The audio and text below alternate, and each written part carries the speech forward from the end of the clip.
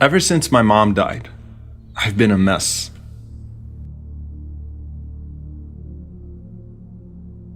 My emotional disarray has translated into much of my life becoming a pile of junk. I need to get married. I need a woman who can reorganize my life, cook for me, clean for me, and take care of me. I mean, look at me. I'm pitiful. But how am I supposed to clean up after myself when I've already got so much on my plate? About a month ago, my uncle's wife was in a major car accident and has been in the hospital since. She's been steadily recovering, but naturally this entire event has taken its toll on him. I would make it a point to visit him frequently, knowing how lonely and down he was. Somehow, we managed to get on the topic of marriage. I told him I really needed a wife, and that my life was a mess. He smiled and said, "I thought your generation was an enlightened one. A wife is not a maid, and you need to understand marriage before you get married." He pointed out that he had no problem keeping his house clean in his wife's absence, and that even when she is around, he still helps around the house, because he believes that he and his wife are partners, even when it comes to household responsibilities. He reminded me of the Prophet, peace be upon him, saying, "The best of you are those who are best to their wives." No man in history was as busy as the Prophet, peace be upon him, or as important to the world as he was. But that didn't stop him from constantly being in the service of his own household. Aisha radiallahu anha says that the Prophet, peace be upon him, used to repair his own shoes and mend his own clothes without complaints.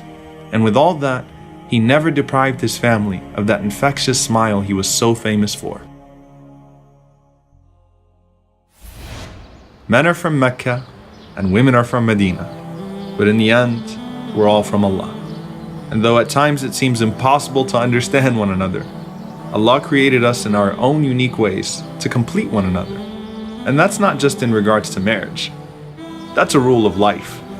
Be it a mother with her son, a wife with her husband, a daughter with her father, a sister with her brother, there's something special about the bond between men and women.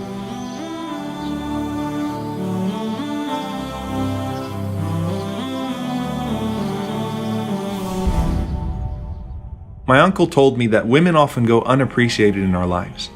And part of that lack of appreciation is that we belittle what they're capable of and reduce them to maids.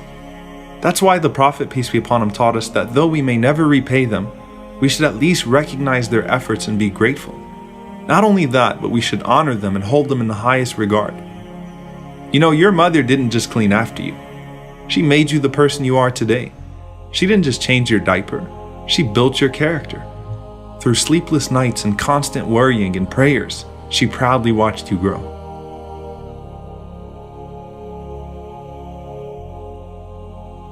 And you know, if we pay close enough attention, we'll realize that every woman in our lives has taught us something. If nothing else, how to be more loving and compassionate. وَوَصَّيْنَا الْإِنسَانَ بِوَالِدَيْهِ إِحْسَانًا حَمَلَتْهُ أُمُّهُ كُرْهًا وَوَضَعَتْهُ كُرْهًا وَحَمْلُهُ وَفِصَالُهُ 30 شهرًا. Allah mentioned 3 things that your mother did for you that no one else has. She carried you, gave birth to you, and nurtured you in your infancy. Perhaps that's why when the Prophet, peace be upon him, was asked, "Who is most deserving of my affection?"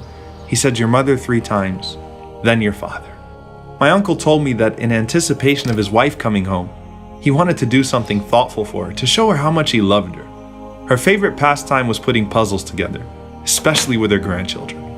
So I thought I'd make a puzzle for her, actually of her, to show her that just as she completes me, I can sort of complete her. She absolutely loved it, and I loved that she loved it.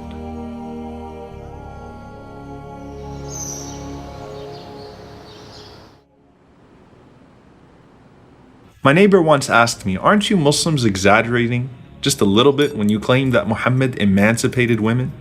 Just because he spoke out against killing your daughters and beating your wives? I mean, aren't those things understood? Do you really need a prophet or a holy book to get that?" I told him that the women in the days of ignorance were viewed as less than cattle, and that the Prophet went beyond simply teaching us not to abuse or harm them, but he taught us to honor and cherish them. Besides, wouldn't you agree that sometimes transformative figures are needed to call people out on their brutality? and remind them of what makes them human? He finally said, "Yeah, I guess so. But that's not the same." But he and I both knew that it was. And let's face it, we all need to be reminded at times. And throughout this process, not only was I able to rearrange my life, but my beliefs as well. And as usual, the Prophet, peace be upon him, was right. Rasulullah, how amazing must you have been that when you said the best amongst you are those who are best to their wives, our mother Aisha responded, and you are the best of them. Not only were you the greatest prophet, leader, and teacher, you were the greatest son, husband, and father to ever live.